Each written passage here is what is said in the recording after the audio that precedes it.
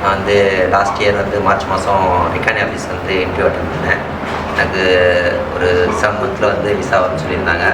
இப்போ வந்து ஓகே இருக்குது. இப்போ நெக்ஸ்ட் மந்த்து மேல வந்துட்டு ஃப்ளைட் இருக்குங்க. ரிகானி ஆஃபீஸ் வந்து நிறையா சப்போர்ட் பண்ணியிருக்காங்க. நாங்கள் சிஎன்சி ஆப்ரேட்டர் ஜாப் போய்கிட்டு இருக்கேன். சேலரிலாம் நல்லா இருக்குன்னு சொல்லியிருக்காங்க. போய் பார்த்துட்டு